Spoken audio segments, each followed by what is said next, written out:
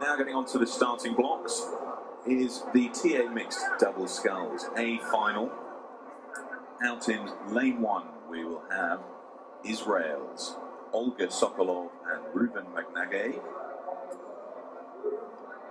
Reuven Magnagay in the stroke seats. They're very well established double here. They've been competing and getting into the A final since 2010, but not quite got onto the medal podium until Eton earlier this year, the World Rowing Cup at Eton.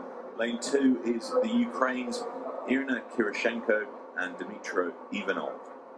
They're world champions back in 2009 and 2010, but haven't really been on the circuit since. So quite an unknown quantity in recent times. It'll be interesting to see how they perform against some well-established TA mixed doubles here today. Lane 3's France Pelbouge and Stéphane Tardieu. Now they are a very well-established double in this category. They've been coming consistently second through 2010, 11 and 12, but managed to get a win at the World Rowing Championships at Eton Dorney earlier this year.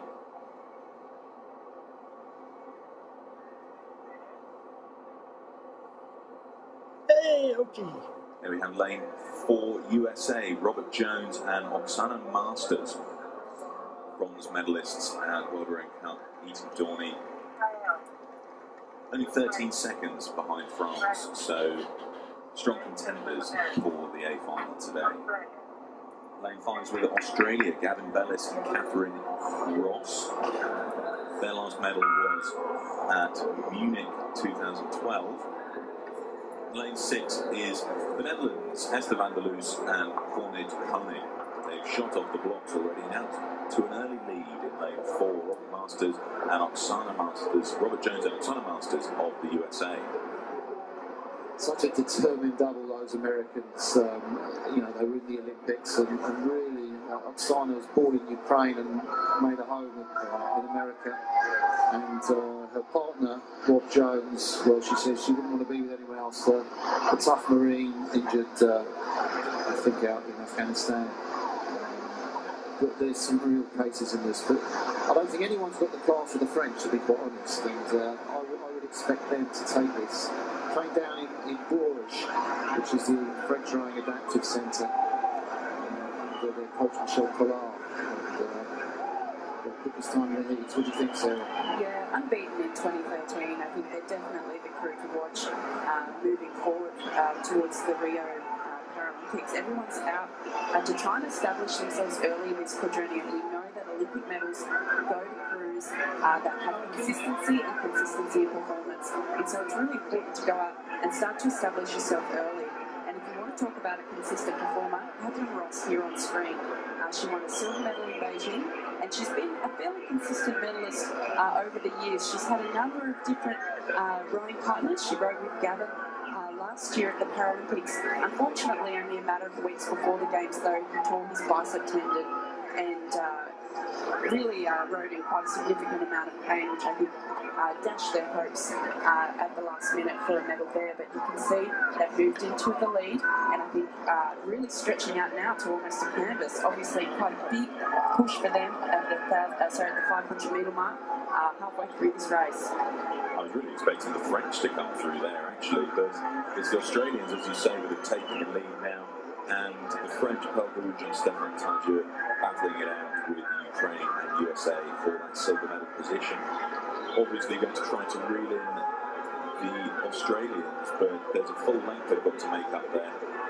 Defending off the challenge from the USA won't be easy. The French beat the Aussies in the heat, but the Aussies were leading through 500, but that's a massive old lead. We should actually mention, of course, the difference between this event and the previous one, the arms and shoulders, is that this is trunk and arms, and actually it's the legs that are held, so you can't use the legs by straps. But that, to me, looks like a race-winning lead, unless they blow up, or which means that their muscles get full of lactic acid and get stiff and they can't go any faster, and the French come through. But unless we're going to be treated to a grandstand finish, that is a surprise. As you say, though, here come the French. They've now got overlap with the Australians, and we've seen it in the previous two races. The leaders start to fall back, but I think the Australians are responding now, and it's that reactive strategy effort can often save you a race at the last minute, but the French are really forging forwards and could well come into contention for that gold medal.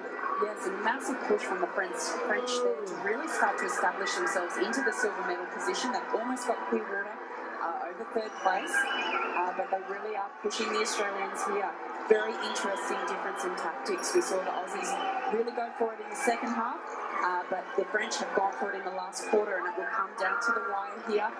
Catherine Ross, Gavin Bells, desperately trying to hang on for that gold medal, but I think they might have it. I think they're going to do it. I think the Australians are going to hold on to that gold medal.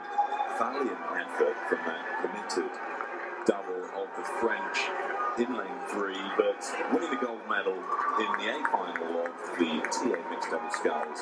Australia second, and silver medal goes to France, and bronze medal to the Ukraine.